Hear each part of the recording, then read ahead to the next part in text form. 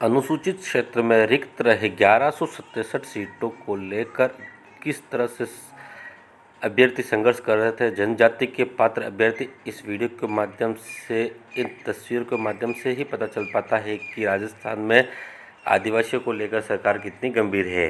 आप खुद इस नज़ारे को देख सकते हैं कि कांकर डूंगरी पर अभ्यर्थी कैसे रात गुजार रहे हैं और किस तरह से सो रहे हैं। अभ्यर्थियों का कहना है कि भले ही हम पत्थरों और पेड़ों के पत्तों को बिछाकर सोना पड़े या तकिए के रूप में जूतों का इस्तेमाल करना पड़े, पर हम हमारा हक किसी भी सूरत में नहीं छोड़ना चाहते हैं। अभ्यर्थियों का कहना है कि सरकार सिर्फ हमें एक लॉलीपॉप देती है। इसी तरह का महापड़ाव पहले भी 10 से 11 दिन तक चला था, जो अंदाज़ा लगा सकते हैं कि किस तरह से भीषण सर्दी में इन लोगों ने रातें गुजारी। और लोग इसके बाद सरकार ने 3 माह की कमेटी गठित की थी, जो 9 माह के बाद में भी फैसला नहीं दे पाई।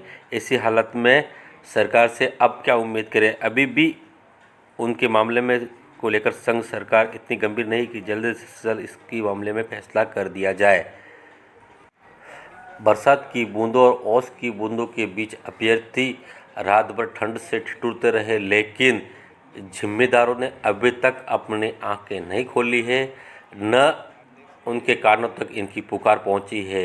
आज जिस कंडीशन में ये अभ्यर्थी पहाड़ी पे देखो किस तरह से सोए हुए हैं, ऐसी स्थिति में हर किसी का दिल पसीज जाता है कि एक परिवार को छोड़कर महिलाएं, पुरुष इस जंगल की पहाड़ी पर सोए हुए हैं। ये देखिए किस तरह से सोए हुए हैं।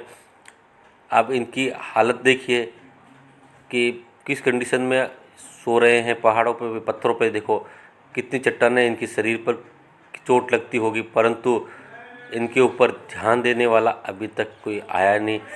अभी ये देखिए इस कंडीशन में आप खुद अपने घर पे नहीं सो पाते हैं, तो ये पहाड़ों पर अभ्यर्थी सो रहे हैं।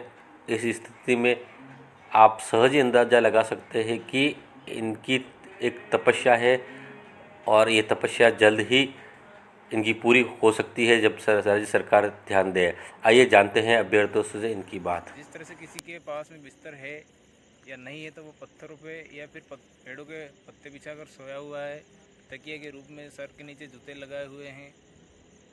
और किसी के पास में अगर ओढ़ने की नहीं है तो वो किस तरह से हाथ और पैर दोनों को मिलाकर घुटनों के बल सोया हुआ है। यह स्थिति है राजस्थान में आदिवासी जनजाति की।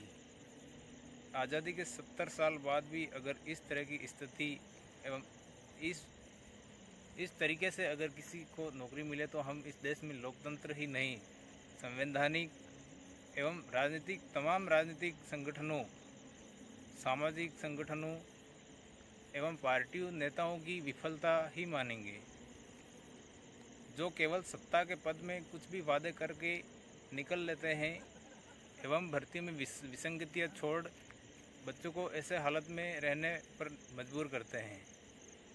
सरकार अगर इस मामले को लेकर अगर गंभीर होती, तो इन लोगों ने 7 सितंबर को धरना लगाया और सरकार ने 14 सितंबर को मीटिंग रखी है।